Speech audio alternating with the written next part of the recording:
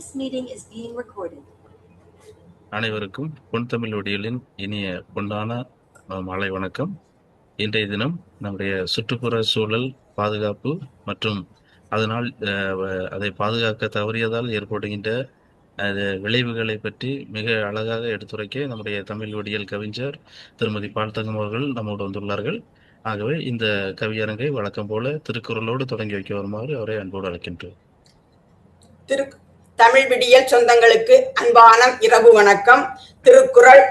கற்றதனால் ஆயபயன் என்கொல் வாலறிவன் நற்றாள் தொழார் எனின், தூய அறிவுடையவனாகிய இறைவனது நல்ல திருவடிகளை நாளும் வணங்காராயின் அவர்கள் கற்ற நூல்களால் ஆகிய பயன் யாது? நன்றி வாய்ப்புக்கு. அருமை. மிக நல்லதொரு திருக்குறளை வழங்கி அதற்கு நல்லதொரு விளக்கம் வழங்கிய கவிஞர் பால்தங்கம் அவர்களுக்கு நன்றிகளை கூறி, இன்றைய காலகட்டங்களிலே சுற்றுப்புறல் மாசுபாடால் ஏறக்குறைய இப்பொழுதெல்லாம் நாம் மே மாதம் ஏப்ரல் மாத வெயில் எந்த அளவுக்கு கொடுமையாக இருக்குமோ அந்த அளவுக்கு கொடுமையாக இருக்கின்றது. இதற்கெல்லாம் ஒரே காரணம் சுற்றுப்புற சூழல் மாசுபாடு. ஆகவே அந்த சுற்றுப்புற சூழல் மாசுபாடை பற்றி மிக அழகாக இன்றைய தினம் நம்முடைய தமிழ் விடியல் விண்மீன் நிகழ்ச்சியிலேயே கவிஞர் பால்தங்கம் அவர்களோடு கவிஞர் ராகவன், மற்ற கவிஞர்களும் எழுத்தாளர்களும் இணைந்து இந்த விவாதத்தை நடத்த உள்ளார்கள். ஆகவே அனைவரையும் தமிழ் விடியல் சார்பாக வரவேற்று, முதலாவதாக கவிஞர் ராகவன் அவர்களை பேச வருமாறு அன்போடு தமிழ் விடியல் அழைக்கின்றது. வாருங்கள் ஐயா. நன்றி ஐயா. வணக்கத்தை தெரிவித்துக் கொள்கிறேன். விதவிதமான தலைப்புகளில் தினமும் திருக்குறளோடு ஆரம்பிக்கும் ஒரு அருமையான நிகழ்ச்சி. ராகுல் ஐயாவும் சிறப்பாக நடத்தி கொண்டு வருவது ஒரு சிறப்பான ஒரு நிகழ்ச்சி. இன்று சுற்றுப்புற சூழல் இப்போ எதனால் கெடுகிறது என்பதற்கு முக்கியமான ஒரு காரணம் மக்கள் தொகை பெருக்கம். நம்ம இந்தியாவிலே 120 கோடி இருக்கிறது. உலகம் முழுவதுமாக 500 கோடியை நெருங்கி கொண்டிருக்கும் இந்த மக்கள் தொகை. இந்தியா 2வது இடத்தில் இருக்கிறது மக்கள் தொகையில். சைனா முதல் இடத்தில் இருக்கிறது. ஆனால் இந்த சுற்றுப்புற சூழலை இந்த அரசும் சரி பொதுமக்களும் சரி சரியாக கையாளுவது இல்லை. இந்த மக்கள் தொகை பெருக்கத்தையும் அவர் குறைக்கிறதுக்கு எந்த ஒரு நடவடிக்கையும் எடுக்காதனால் இந்த மாசு தூசு அதிகமாக பெருக்கம், நீர்நிலைகளில் குறைந்து வருகிறது, காடு வளம் அழிந்து வருகிறது. இந்த நீர்நிலைகள் காடு வளம் இரண்டுமே ஒரு வெப்ப மண்டலத்தை உருவாக்குகிறது. அந்த வெப்ப மண்டலம் வானில் இருக்கிற ஓசோன் படலத்தில் ஒரு ஓட்டையை உருவாக்கியதனால் தொடர்ந்து பூமியில் வெப்பம் அதிகமாகிக் கொண்டே வருகிறது. அந்த வெப்ப தாக்கத்தின் காரணமாக இந்த பூமியினுடைய துருவ பகுதிகள், ஆர்டிக் அண்டார்டிக் பகுதியில் இருக்கிற தண்ணீர்கள் குறைந்து கொண்டே வருகிறது. தண்ணீர் இல்லாமல் அந்த பனி உருகி வருவதனால் உலகத்தில் இருக்கும் கடல் மட்டம் அதிகமாகிக் கொண்டே வருகிறது. இவை எல்லாமே ஒரு பெரிய அறிவியல் ரீதியான உண்மை. அதை தவிர தெற்கு பக்கத்திலிருந்து வடக்கு பக்கமாக இந்த கண்டங்களை, அந்த அடுக்குகளை இந்த கடல் மட்ட அதிகம் ஆவது நகர்த்துகிறது. அப்போ இந்தியாவினுடைய தெற்கு பக்கத்தை நகர்த்தும் போது தெற்கு பக்கத்திலிருந்து இந்தியா ஒரு ஆண்டுக்கு 5 சென்டிமீட்டர் நகர்கிறது என்ற ஒரு புள்ளி ஐநாவும் சரி யுனெஸ்கோ. ஏன் என்றால் யுனெஸ்கோ சொல்கிறது என்றால் அந்த குமரி கண்டத்தில் தான் உலகம் தொடங்கியது என்று லெமூரியா என்ற கண்டம்லாம் இருந்தது. இன்று காணாமல் போனதற்கு காரணம் இந்த தொடர்ந்து உலகம் நகர்ந்து கொண்டே வடக்கு நோக்கி நகர்வதுதான் இந்த பிரச்சனை காரணம். இந்த தொடர்ந்து நகரும் போது இந்தியா பகுதியாக இருக்கிற அதிகமாக கொண்டே வருவதனால் அந்த இமயமலை ஒரு அளவுக்கு மேலே அதிகமாக முடியவில்லை. அதனால் அந்த பகுதிகளில் நிலநடுக்கங்கள் எல்லாம் ஏற்படுகிறது. அந்த நிலநடுக்கங்கள் அதோடைய இந்தியாவினுடைய நடுப்பக்கம் அந்த தக்கான பீடபூமி என்று சொல்வார்கள், கடகரேகை என்று சொல்வார்கள். அந்த பாயிண்டில், அதாவது ஒரிசா, மேற்கு வங்காளம், அசாம், இமாச்சல் பிரதேஷ் போன்ற பகுதிகளில் ஒரு சின்ன அதிர்வுகளை தொடர்ந்து ஏற்படுத்துகிறது. அந்த அதிர்வுகள் இன்னொரு பக்கம் இந்தியாவினுடைய இமயமலை இன்னொரு பக்கமான பாகிஸ்தான், ஆப்கானிஸ்தானிலும் அந்த அதிர்ச்சியை ஏற்படுத்தி கொண்டிருக்கிறது. இதற்கு இன்னொரு காரணத்தையும் அறிஞர்கள் சொல்கிறார்கள். தொடர்ந்து இந்தியாவில் பெட்ரோல் எடுப்பதற்காக குஜராத் மற்றும் அசாம் பகுதிகளில் ஓட்டை போட்டு பூமியில் இருந்து தொடர்ந்து பெட்ரோல் கிணறுகள் வந்து எடுத்துக்கொண்டே இருக்கிறோம். அந்த காரணமாக அங்கே எல்லாம் கடல் தண்ணீர் அந்த பெட்ரோல் கிணறு சிலவற்றையெல்லாம் மூடிவிட்டார்கள். சில வந்து இப்போயும் ஆக்டிவாக தொடர்ந்து எடுத்துக்கொண்டுதான் இருக்கிறோம். அரசு மூலமாக எடுக்கிறார்கள், தனியார் மூலமாகவும் எடுத்துக்கொண்டிருக்கிறார்கள். அந்த ஓட்டை மூலமாக கடல் தண்ணீர் உள்ளே புகுந்து இந்தியாவினுடைய பேஸ் என்று சொல்லக்கூடிய தரை கடல் மட்டத்தில் நகர்த்துகிறது, இல்லை அதை வந்து போர்ஸ் பண்ணுகிறது என்று சொல்கிறார்கள்.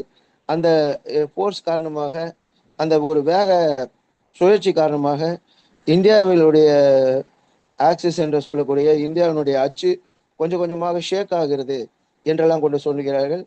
இந்த காரணமாக தொடர்ந்து இந்தியாவில் வடக்கு பக்கங்களில் ஒரு பூகம்பம், அதைத் தொடர்ந்து இந்தியாவினுடைய 2 பக்கங்கள் ஆன அரபிக்கடல் பாம்பே சைடும் சரி, இந்திய பெருங்கடல் இருக்கிற கல்கத்தாவிலிருந்து கன்னியாகுமரி வரை தொடர்ந்து இந்த வெப்ப காற்றுகள் அதிகமாக கொண்டிருப்பதனால் இந்தியாவில் தொடர்ந்து வெப்பநிலை அதிகரிக்கிறது. மழை வளம் தொடர்ந்து வருகிறது. இது ஒரு பெரிய பிரச்சனை. வெயில் அதிகமாக தொடர்ந்து தண்ணீர், நிலத்தடி நீர் உறிஞ்சப்படுகிறது. அது ஒரு பெரிய பிரச்சனை. அதுக்கு அடுத்தது வந்து வெயில் அதிகமாக கொண்டு இருக்கும்போது மக்கள் வந்து அதை தாங்க முடியவில்லை. பயிர் வளங்கள் எல்லாம் அழிந்து போகிறது. தொடர்ந்து விவசாயம் குறைந்து கொண்டே வருகிறது. இது எல்லாமே ஒரு பெரிய ஒரு பொருளாதார பிரச்சனைகளை இந்தியாவில் உருவாக்குகிறது. அதை தவிர சமீப காலமாக நடந்து வரும் ஈரான் போர் காரணமாகவும் பொருளாதார சிக்கல் காரணமாகவும் இந்த நடவடிக்கைகள் இப்போது அடுத்த நடவடிக்கையாக இப்போது பெட்ரோல் கிணறுகளில் ஒரு பிரச்சனை வருவதனால் அடுத்த தொடர்ந்து வேற ஒரு மிக்சிங் பண்ணு ஒரு இந்த பெட்ரோல் டீசலில் ஈத்தேன், மீத்தேன் ஏதாவது ஒரு புதிய கலவைகளை வந்து கவர்மெண்ட் வந்து ஒரு 20-25% அதில் கலக்கும் போது விலை குறையும் என்று ஏதாவது ஒரு டெஸ்டிங் சோதனை முயற்சிகள் இப்போது எத்தனால் அடுத்து கொண்டு வந்திருக்கிறார்கள். இந்த எத்தனால் மனிதனுக்கு மூச்சு விடும்போது அந்த ஹார்ட் ப்ராப்ளம் வரும். அதை தவிர கண் எரிச்சல் வரலாம். ஏற்கனவே ஹார்ட் ப்ராப்ளம் இருக்கிறவர்களுக்கு அது பாதிப்பை உருவாக்கலாம் என்றெல்லாம் சொல்கிறார்கள். அதை தவிர எத்தனால் கலந்த பெட்ரோல் போடும் அந்த பெட்ரோல் பங்குகளில் வேலை செய்பவர்களுக்கு பின் விளைவுகள், பக்க விளைவுகள் அதிகமாக வருவதற்கெல்லாம் சான்ஸ் இருக்கிறது. அதை தவிர இந்த தொழிற்சாலைகள் மூலமாக வழங்கப்படும் கெமிக்கல், அது வந்து தண்ணீரில் கலந்த கெமிக்கலாக இருந்தாலும் சரி, அது சில கழுவுவதற்காக உபயோகப்படுத்துகிற கெமிக்கலாக இருந்தாலும் சரி, அவை தொடர்ந்து பியூரிஃபை பண்ணாமல், அதாவது சுத்திகரிக்கப்படாமல் கடல்களிலும் ஆறுகளிலும் கொட்டப்படுவதனால் அங்கே இருக்கும் அந்த மீன்கள், நீர்நிலைகள் ஓரமாக வசிப்பவர்களுக்கு தொடர்ந்து நோய் நொடிகள்லாம் அதிகமாக கொண்டிருக்கிறது. இந்த காவேரி போன்ற பகுதிகளும் சரி, பாலாறு போன்ற சென்னை அருகில் உள்ள பகுதிகளிலும் சரி தொடர்ந்து இந்த நச்சுக்கள் அதிகமாக கொண்டே வருகிறது. இந்த பாலாறு பகுதிகளில் இன்னொரு பெரிய பிரச்சனை, இந்த சாராயம் அதிகமாக 20 ஃபேக்டரிகள் இருப்பதனால் அதில் இருக்கும் எல்லாம் பாலாறு என்று தண்ணீரே இல்லாமல் போய்விட்டது. இதை அடுத்து காவேரி பேசின் என்று சொல்லப்படுகிற காவேரி, அது வந்து கடல் இடத்திலிருந்து கடல் கலக்கம் வரை பல்வேறு கழிவுகள் ஈரோடு போன்ற பகுதிகளில் பேப்பரில், அதை தவிர துணி துவைக்கிறது சாய ஃபேக்டரிகள் இருக்கிறது. கரூர், ஈரோடு போன்ற பகுதிகளில், அதுக்கடுத்து மேட்டூர் போன்ற பகுதிகளில் இரும்பு தாதுகள் எடுக்கிறார்கள். இவை எல்லாமே அந்த ஆற்றில் கொட்டப்படுகிறது. அதனால் அதோடைய வளங்கள் எல்லாம் மாறிவிடுகிறது, கலர் மாறிவிடுகிறது, அதோடைய டேஸ்ட் என்று சொல்லக்கூடிய சுவை மாறிவிடுகிறது. அதற்கு பதிலாக அவை வந்து கெமிக்கலாகவே மாறிவிட்டது. அந்த தண்ணிகள் குடிப்பதற்கு முன்னெல்லாம் வந்து தண்ணி குடித்தால் உடம்புக்கு நல்லது, மினரல் என்று சொல்லப்படுகிற நிலைமை மாறி இன்று தண்ணீர் கொடுத்தால் சைடு எஃபெக்ட் வருகிறது. இப்போ பாட்டில் தண்ணி வாங்கி குடிக்க வேண்டிய நிலைமையெல்லாம் வந்து கொண்டிருக்கிறது. இவை எல்லாமே அந்த சுற்றுப்புற சூழல் நாம் கவனிக்காமல் தொடர்ந்து அதை செய்து கொண்டிருப்பது. அதற்கு அடுத்தது காடு வளங்களை அழிப்பது. தொடர்ந்து மக்கள் தொகை அதிகமாக வீடு கட்டுவதாக மரத்தை வெட்டுவது. அதை தவிர குடிநீர் அந்த பகுதிகளுக்காக அந்த ஆறுகள் எல்லாம் அதில் வருகிறது. அந்த ஆறுகளுக்காக அந்த செல்லும் பாதைகள் அமைப்பது. அதற்கு அடுத்தது மக்கள் தொகை வீடு கட்டுவதற்காக அந்த இடங்களெல்லாம் அகலப்படுத்தி கொண்டே வருவதனால் இந்த சுற்றுப்புற சூழல்கள் அதிகமாக பாதிக்கப்படுகிறது.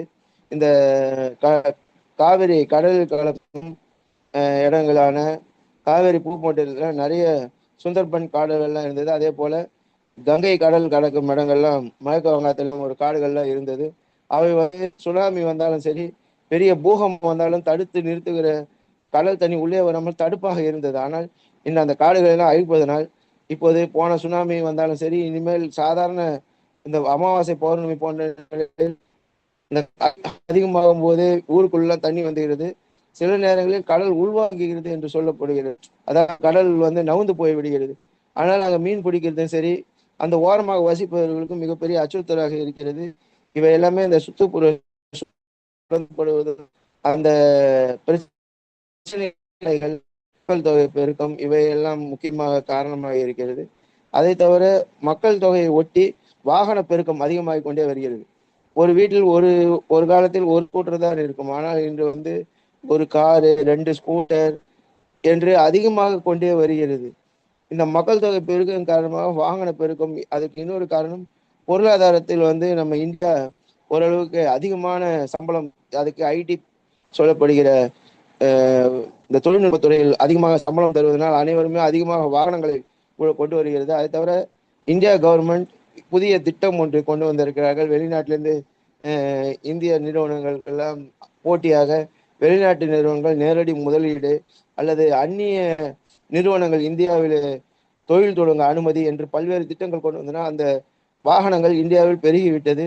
அந்த அந்நிய நிறுவனங்கள் இந்தியாவில் இந்த குப்பைகளையும் கூலங்களையும் கொட்டிவிட்டு பணத்தை அவர்களை எடுத்து சென்று விடுகிறார்கள். ஆனால் குப்பை கூலங்கள் இங்கே இருக்கும் பிளாஸ்டிக் போன்ற பொருட்கள், அவர்கள் யூஸ் பண்ணுகிற கெமிக்கல் போன்ற பொருள்கள்லாம் இங்கேயே தங்கி விடுகிறது. இவை எல்லாமே பெரிய மாசு தோசு பிரச்சனைகளையும் சுற்றுப்புற பிரச்சனைகளையும் உருவாக்குகிறது. ஆனால் தமிழ்நாடு தொடர்ந்து அவற்றை நான் கவனிக்குவதில்லை. அதை சரிப்படுத்துவதோ அல்ல அந்த குப்பை கூலங்களை அதை என்ன மெத்தட்ல டிஸ்போசல் செய்வது, அதை எப்படி நீக்குவது, அதை பாதுகாப்பாக எப்படி கையாள்வது, எவற்றையுமே அவர்கள் கவலைப்படுவதில்லை. அதை தவிர இந்த மருத்துவ கழிவுகள்லாம் சொல்வார்கள், அவற்றையெல்லாம் தொடர்ந்து குப்பைகள் கொட்டி வருகிறார்கள். அவை கெமிக்கலும் சரி, அதெல்லாம் உடம்புக்கு மிகவும் தீங்கானவை. பாதி யூஸ் பண்ணிட்டு போட்ட ஊசிகள் எல்லாத்தையுமே எப்படி டிஸ்போஸ் செய்வது என்று சொல்வார்கள். அதை பாதுகாப்பாக எப்படி அதை நீக்குவது என்பதை கவர்மெண்ட் எந்த கையாளும் நடவடிக்கையும் செய்யவில்லை. இதை விட மிகப்பெரிய பிரச்சனை என்று சொல்லப்படுகிற இந்த அணு ஆலைகளில் தொடர்ந்து தயாரிப்புகள் செய்து அதிலிருந்து ஆனால் அதற்கு பிறகு அந்த யுரேனியம் என்ரிச்சுன்னு சொல்லுவாங்க, அந்த ரொம்ப பவரான ஒரு யுரேனியத்தை தொடர்ந்து சிமெண்ட் போட்ட ஒரு டப்பாக்களில் அடைக்கப்பட்டு இந்த பூமிக்குள் புதைத்து கொண்டே வருகிறார்கள். அவை வெடிக்கும் போதோ இல்லைன்னா எதனா ஒரு நேரத்தில் தாக்குதல் நடவடிக்கையோ இல்லை பூமியில் ஒரு பூகம்பமோ வந்தால் அவை வெளிவந்தால் மிகப்பெரிய பாதிப்பாகும். முக்கியமாக சென்னைக்கு அருகே கல்பாக்கம் இருக்கிறது. அந்த கல்பாக்கத்திலிருந்து ஏதாவது ஒரு கதிர்வீச்சோ அல்லது அந்த பூமியிலிருந்து அந்த யுரேனியம் வெளிப்பாடு வந்தால் சென்னையை தாண்டி ஆந்திரா வரைக்கும் ஒரு 150-200 கிலோமீட்டருக்கு புல் போன்றெல்லாம் அழிந்து விடும். இதற்கு முன்னாடி நம்ம 2ஆம் உலக போரின் போது ஜப்பானில் நேர்ந்த அணுகுண்டு வெடிப்பு போல ஏற்படுத்தும். அதே போல இந்த நிலையங்கள் இப்போ இந்தியாவில் இருக்க 3 நிலையங்களுமே இந்த கடல் ஓரத்தில் தான் இருக்கிறது. இப்போ சென்னைக்கு அருகில் இருக்க கல்பாக்கமாக இருந்தாலும் சரி, தூத்துக்குடி அருகில் உள்ள கூடங்குளமாக இருந்தாலும் சரி, பாம்பே இருக்கும் விக்ரம் சாராபாய் அணு நிலையமும் எல்லாமே கடல் ஓரத்தில் இருக்கிறது.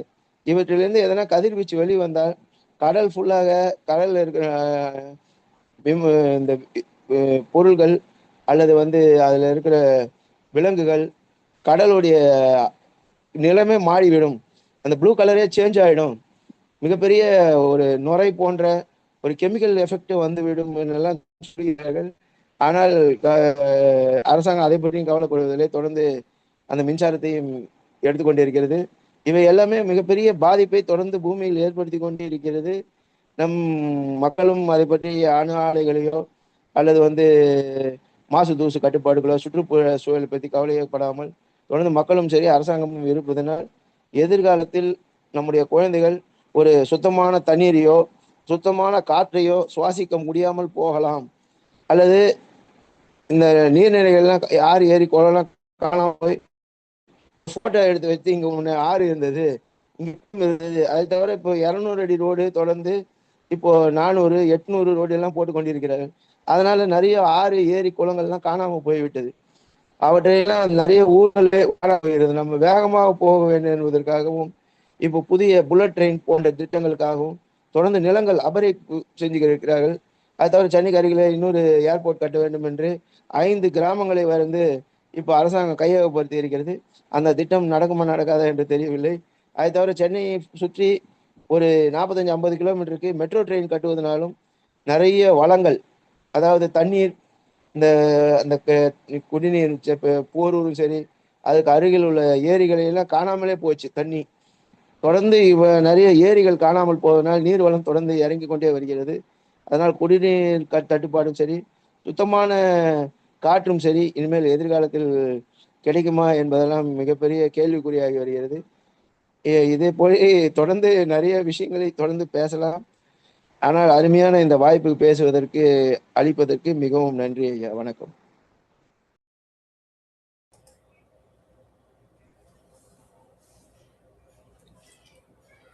மிக அருமை. அனைத்து செய்திகளையுமே ஏறக்குறைய சுற்றுச்சூழல் பாதிப்பு, அதாவது தனிநபரிலிருந்து சமூகம் வரை, பழங்காலத்திலிருந்து இன்றைய நவீனம் வரை, கலையிலிருந்து அறிவியல் வரை என அத்தனை துறைகளிலுமே என்னென்ன முறைகளில் மாசுபடுகிறது என்பதை மிக அழகாக ஒரு அறிவியல் அறிஞர் போல தெளிவாக எடுத்துரைத்துள்ளீர்கள் ஐயா. வாழ்த்துக்கள் ஐயா, நன்றி. தற்போது நம்முடைய தலைமை பேச்சாளர் கவிஞர் பால்தங்கம் அவர்களை அன்போடு தமிழ் அழைக்கின்றது. வாருங்கள். தமிழ் விடியல் சுற்றங்களுக்கு மீண்டும் ஓர் அழகான இரவு வணக்கம். ஐயாவே ராகுல் கோடன் ஐயா சொன்னது போல சுற்றுச்சூழல் பாதுகாப்பு என்ன என்று அடிப்படையெல்லாம் அழகாக, அதுவும் சென்னையை சுற்றியே சென்னையை எப்படி எப்படி பாதிக்கப்படுகிறது என்பதை தெளிவாக சொல்லிவிட்டார்கள். நான் இன்னும் சொல்ல போனோம் என்றால் என்ன சொல்வது என்று எண்ணி பார்த்தேன். உயிர் வாழ நமக்கு அடிப்படையாக தேவை என்னென்ன? இயற்கை நமக்கு தந்த காற்று, நீர் மற்றும் உணவு கூட. அதில் இயற்கை உணவே சாப்பிட்டு ஒரு காலத்தில் வாழ்ந்திருக்கிறார்கள். அந்த இயற்கையால் தான் நாம் வாழ்ந்து கொண்டிருக்கிறோம். ஆனால் மனிதன் என்று செயற்கைக்கு வித்திட்டானோ அன்றிலிருந்து சுற்றுப்புற சூழல் மிகவும் பாதிக்கப்பட்டுள்ளது. உங்களுக்கே தெரியும், இன்று நாம் பயன்படுத்தும் மிக்சி, கிரைண்டர், ஏசி போன்ற அத்தனையாலும் சுற்றுப்புற சூழல் பாதிக்கப்படுகிறது என்று கண்டறிந்திருந்தாலும் அது ஓரளவு பற்ற காரணம் கொண்டு அதை பாதுகாக்க வசதி வந்திருக்கிறது. ஆனால் இன்று பாதுகாக்கவே முடியாது என்று நிற்கின்ற ஒரே நிலை, மலையை உடைத்து உடைத்து இந்த மக்கள் பயன்படுத்தும் ஆசைதான். வீடு கட்ட வேண்டும், அதற்கு கல் வேண்டும். அதற்காக அவர்கள் என்ன செய்கிறார்கள்? மலையை, இறைவனால் படைக்கப்பட்ட மலையை இவர்களால் படைக்க முடியுமா? ஒரு மலையை நிச்சயமாக முடியாது. ஆனால் அந்த மலையை எல்லாம் இவர்கள் ஒவ்வொரு நாளும் மலை இருந்த இடத்தை எல்லாம் மடுவாக்கி கொண்டிருக்கிறார்கள் என்பதுதான் நாம் கேள்விப்படும் விஷயமாக இருக்கிறது. அப்படி பயன்படும் போது மழை பெய்வதற்கும் கூட மழை காரணமாக இருந்தாலும், மழை இருந்த இடத்தில் மழை இல்லாமல் போனால் நமக்கு மழை இல்லை. மழை இல்லாத காரணம் மட்டுமல்ல, மற்றும் அத்தனை இடங்களும் பள்ளத்தாக்கு போல் ஆகிவிடும். பின்னர் மனிதன் எப்படி வாழ வேண்டும் என்று எண்ணி பார்க்க வேண்டும். வீடு கட்ட அவசியம்தான். ஆனால் மலையை உருவாக்க முடியாத ஒன்றை நாம் உடைத்துக் கொண்டிருப்பது எவ்வளவு பெரிய தவறு என்று எண்ணி பார்க்க வேண்டும். எத்தனை அழகாக சொன்னார் ராகவன் ஐயா, சீதோஷ்ண மாற்றம். இன்று அவர் தமிழ்நாட்டை மற்றும் அதுவும் சென்னையை சுற்றி ரொம்ப சொல்லி போய்விட்டார். உலகம் எங்கும் கூட அதனால் பாதிக்கப்பட்டிருக்கிறதை நாம் அறிகிறோம். அமெரிக்காவில் கூட இந்த வெயில் கொளுத்து என்று கொளுத்துகிறதா. அவர்கள் குளிருக்கு பழக்கப்பட்டு விட்டவர்கள். நாம் வெயிலுக்கு பழக்கப்பட்டு விட்டது போல அவர்கள் குளிருக்கு பழக்கப்பட்டு விட்டார்கள். அவர்களால் வெயிலை தாங்க முடிவதில்லை. அதனால் இன்று அனைவரும் வெளியே வர முடியாத சூழ்நிலையில் மாட்டிக்கொண்டிருக்கிறார்களாம். அமெரிக்கா மட்டுமில்ல, ஐரோப்பா கண்ட முழுவதும் இந்த வெயில் பாதிப்பு அதிகமாக இருக்கிறது. எனவே நமக்கு விழிப்புணர்ச்சியாக சொல்லப்படுவதே வெயிலில் போகாதீர்கள் என்றுதான். இதற்கு என்ன காரணம் என்று எண்ணி பார்த்தால் முதல் காரணம் மலையை உடைப்பதுதான். மலையை உடைத்து விட்டார்கள் மற்றும் ஆற்றுகளில் இருந்த அத்தனை மணலையும் வாரிவிட்டார்கள். எனவே நீர் தேங்க இடமில்லாமல் போய்விட்டது. அந்த மணல் இருந்தால்தான் இயற்கையாக தந்த மழையால் பெய்யும் நீரை அது தான் தனக்குள்ளே தேக்கி வைக்க முடியும். ஆனால் எந்த ஆற்றிலும் மணல் இல்லை.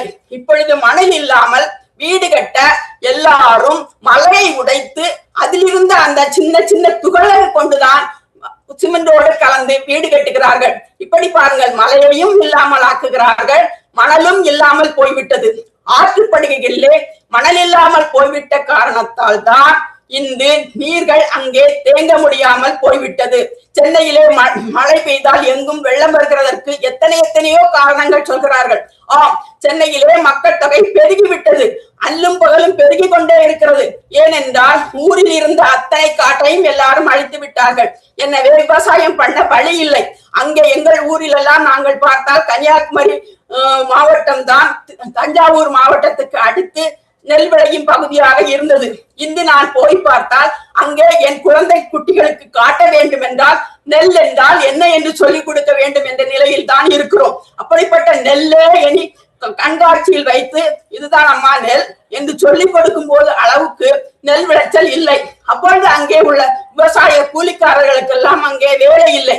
அவர்கள் வேலை இல்லாத காரணத்தினால் சென்னையை நோக்கித்தான் படையெடுக்கிறார்கள். ஏனென்றால் ஏதாவது வேலை செய்தால் தானே அவர்கள் குடும்ப கூட்டம் நடத்த முடியும். அவர்களுக்கு தேவை வேலை. அந்த வேலை எங்கே கிடைக்கிறதோ அங்கே குடிபெயர்வது அவங்களுக்கு கட்டாயம். எல்லாருக்கும் ஒரு வீடு வேண்டும், வீடு கட்டுகிறார்கள் என்று குறை சொல்கிறார்கள். அவர்கள் தெருவிலே படுக்க முடியும். எண்ணி பாருங்கள், எல்லோருக்கும் உண்ணணும், உடுக்கணும், உறங்கணும். இதற்கு நிச்சயமாக ஒரு சின்ன குடிசையாவது நிச்சயம் அத்தியாவசிய தேவையாக இருக்கிறது. எனவேதான் அவர்கள் இன்று கூட நேற்று சொன்னார்கள், அதாவது நம்மளுடைய வேளச்சேரியை அடுத்த இருக்கிற அந்த காட்டுகளை எல்லாம் அழித்து வீடு கட்டி வைத்திருக்கிறார்கள். அத்தனையும் வீடாக இருக்கிறது. இன்று நீங்க அங்கே போய் பார்த்தீர்கள் என்றால் எத்தனை பெரிய கட்டடங்கள், அத்தனையும் 20 மாடி 25 மாடி என்று கட்டி இருக்கிறார்கள். முந்தி நாங்கள் சென்னைக்கு வந்த காலத்தில் எல்லாம் 2 மாடி கட்டத்தான் அரசாங்கம் அனுமதி அளித்தது. இப்பொழுது எல்லாம் என் அக்கா நேற்று ஒரு ஈசிஆர் சாலையில ஒரு வீடு வாங்கி இருக்கிறார். அது 25வது மாடியிலே இருக்கிறது. அந்த வீட்டை கட்டிய அவர்கள் எல்லாரும் அங்கேயே நீச்சல் குளம் மற்றும் என்னென்ன வசதிகள் வேண்டுமோ அத்தனையும் அங்கு அமைத்து தருகிறார்கள். எனவே எல்லோரும் அந்த கார்பரேஷனுக்குள்ள இருக்கிற வீட்டுகளுக்கு ஓரளவு வசதி உள்ளவர்கள் சென்று விடுகிறார்கள். கொஞ்சம் நடுத்தர பக்கம் உள்ளவர்கள் எல்லாம் எங்கேயாவது 2 சென்ட் கிடைக்குமா என்று அலைந்து திரிந்து கொண்ட கால் உங்களுக்கு தெரியும். அதுதான் அந்த சதுப்பு நில காட்டை அத்தனையும் எப்படி பிளாட் போட்டார்கள் என்று தெரியவில்லை. உங்களுக்கே தெரியும், வேளச்சேரியை அடுத்த அத்தனை பகுதிகளும் இன்று பிளாட்டாக கட்டப்பட்டு இருக்கிறது.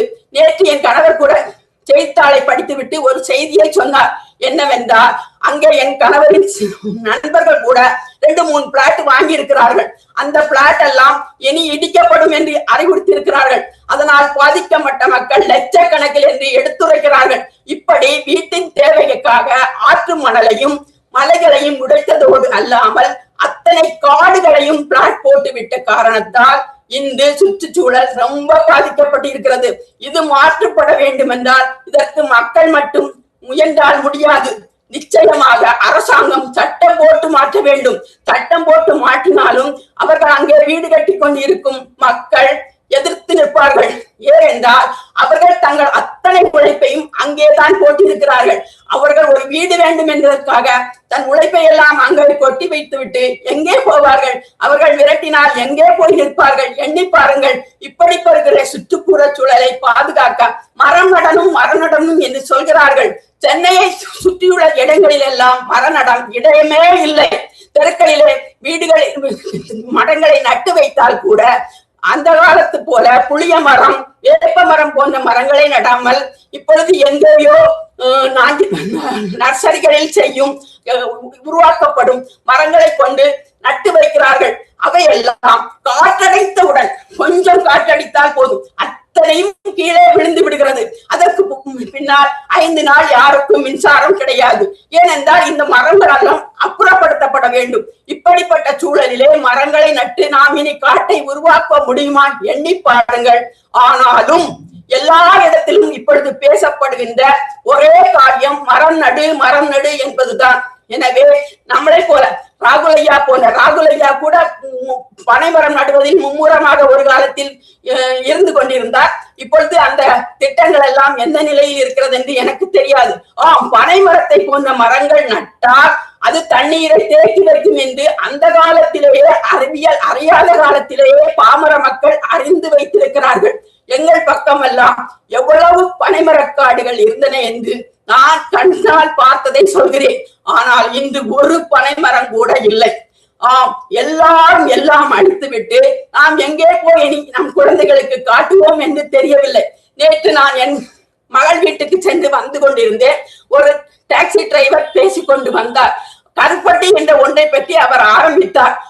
கருப்பட்டியை நாம் கண்ணால் பார்க்கும் காலம் இனி கொஞ்ச நாள் கழித்து போய்விடும் என்று அவரே சொன்னார்.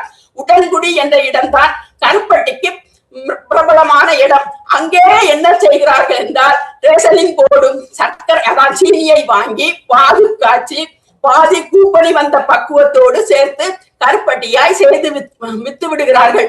டூப்ளிகேட். நாம் ஒரிஜினலுக்கு எங்கே போவது? எனக்காக என் ஆஸ்பத்திரியிலே சொன்னார்கள் கிரீன் டீ குடிக்க சொல்லி, அதில் கொஞ்சம் தேன் கலக்க சொன்னார்கள். தேன் எங்கும் டூப்ளிகேட் தான் கிடைக்கிறது, ஒரிஜினல் கிடைக்கவே இல்லை. அழகாக ராகவன் ஐயா சொல்லிவிட்டு சென்றார். அவர் சொன்ன சொல்லை நான் திரும்ப சொல்ல வேண்டாம் என்றுதான் அந்த சப்ஜெக்டுக்கு நான் போகவில்லை. காற்று, சுத்தமான காற்று இல்லவே இல்லை. மரங்களை நட்டால் காற்று கிடைக்கும் என்று சொல்கிறார்கள். ஆனால் நான் இருக்கும் குடியிருக்கும் இடத்திலேயே ஒவ்வொரு வீட்டுக்கும் குறைந்தது ஒவ்வொரு வீட்டுக்கும் குறைந்தது 2 ஏசியாவது இரவில் ஓடுகிறது. ஆனால் அதனால் எங்கள் ஏசி எல்லாம் ஓடாது. ஏனென்றால் மின்சார தடை. அந்த மாதிரி இருக்கிற சூழலிலே இனி மரங்களை நட்டு நமக்கு ஆக்சிஜன் கிடைக்குமா? கேள்விக்குறியாகத்தான் இருக்கிறது. இன்னும் ஒரு நெகிழியின் பயன்பாடு. எங்கு சென்றாலும், ஒரு மீன் வாங்க சென்றாலும் அவர்கள் கொடுப்பது பிளாஸ்டிக் தான். இந்த பிளாஸ்டிக்கை நம்மளால் ஒழிக்க முடியுமா? அதை உருவாக்கும் அத்தனை தொழிற்சாலைகளையும் சீல் வைத்தால் தான், பிளாஸ்டிக் உற்பத்தியை தடுத்தால் தான் பிளாஸ்டிக் வெளிவராமல் இருக்கும். ஒரு காலத்தில் எங்கள் குமரி மாவட்டத்திலே இருந்த ஒரு கலெக்டர் ஆர்டர் போட்டு குமரி மாவட்டத்திலே அது தடை செய்யப்பட்டிருந்தது. இப்பொழுது பார்த்தால் எங்கும் திரும்பவும் அது வந்து கொண்டுதான் அதை ஒழிக்க வேண்டும் என்றால் பிளாஸ்டிக் நிறுவனங்கள் அதாவது தொழிற்சாலைகள் அழிக்கப்பட வேண்டும், ஒழிக்கப்பட வேண்டும். அதற்கு நிச்சயமாக சட்டம் இயற்ற வேண்டியது அரசாங்கம் தான். அது தவிர்த்து எல்லோரும் கள்ளை குடிக்க வையுங்கள் என்று சொல்லிக் கொண்டிருக்கிறார்கள். பதநீரே கிடைக்கவில்லை இப்பொழுது. ஆனால் பாட்டலில் அடைக்கப்பட்டு எந்த செயற்கை முறையில் செய்கிறார்களோ அப்படிப்பட்ட பதநீர் இங்கே எல்லாம் விநியோகம் பண்ணப்படுகிறது. அது எந்த முறையில் வருகிறது என்று எனக்கு தெரியவில்லை. அந்த பதநீர் கிடைக்காத போது கள்ளை குடிக்க வேண்டுமா? கள்ளை உற்பத்தி செய்ய பனைமரங்கள் தேவை. பனைமரங்களை ஏற பணியாளர்கள் தேவை. இப்பொழுது யாருக்கும் பனைமரம் ஏற தெரியுமா என்று கூட எனக்கு தெரியவில்லை. எனவே பனைமரங்களை நட வேண்டும். மேலும் ராகவன் ஐயா சொன்னது போல அதாவது தொழிற்சாலைகளிலே அவர் மற்ற தொழிற்சாலைகள் எல்லாம் சொல்லிவிட்டார். நான் சொல்லும் தொழிற்சாலைகள் பீர் தொழிற்சாலைகள், தோல் தொழிற்சாலைகள், இவைகள் தான் பெரும்பங்கு சுற்றுச்சூழலுக்கு கெடுதலாக அமைகின்றன என்று படிக்கின்றேன். அவைகளை போக்க அரசாங்கம் சட்டப்படி நடவடிக்கை எடுக்க வேண்டும். மேலும் எண்ணி பாருங்கள், நாம் இப்பொழுது படித்துக் கொண்டே இருக்கிறோம். கேரளாவில் உள்ள மருத்துவ கழிவுகள் எல்லாம் இங்கேதான் வந்து கொட்டப்படுகிறதா? இப்படி மருத்துவ கழிவுகள் மற்ற கழிவுகள் எல்லாம் எங்கே கொண்டு கொட்டப்படுவது என்று இடமே இல்லாமல் அலைந்து கொண்டிருக்கும் போது நமக்கு தேவை நிறைய இடம். ஏனென்றால் நாம் இயற்கையை பயன்படுத்தி கொண்டிருக்கும் போது அவற்றிலிருந்து கிடைக்கும் கழிவுகள் எல்லாம் திரும்பவும் பயன்பாடு முறையிலே மாற்றப்பட்டது.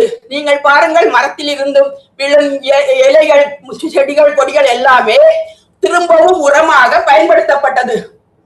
ஆனால் இந்த நெகிழியால் உருவாகும் அந்த செயற்கை நாம் என்ன செய்ய முடியும்? எங்கள் வீட்டுக்கு பக்கத்திலேயே ஒரு ஏரி இருக்கிறது. அந்த ஏரி கரையில் எல்லாம் என்ன இருக்கிறது என்றால் நன்றி. உலகம் முழுவதும் சுற்றுப்புற சூழல் மாசுபாடால் காடுகளில் எல்லாம் தீப்பிடித்து எரிகின்றது என்று சொல்கின்றார்கள். நம்முடைய விவாதமோ இன்று தீப்பிடிக்கும் அளவுக்கு மிக அருமையான ஒரு சார விவாதம் 2 பேச்சாளர்களால் நடைபெற்றுள்ளது. ஆகவே இந்த நிகழ்வு மூலம் சமுதாயத்திற்கு மாற்றம் ஏற்படும், மலர்ச்சி ஏற்படும் என்ற ஒரு நம்பிக்கையோடும் மகிழ்ச்சியோடும் இன்றைய நிகழ்வை இனிதே முடித்துக் கொள்வோம். மலரட்டும் புதிய சமுதாயம். அதற்கு நாம் தூவுகின்ற இந்த விதை சிறப்பாக அமையட்டும். நன்றி, வணக்கம். வாழ்க தமிழ், வளர்க தமிழ்நாடு. நன்றி.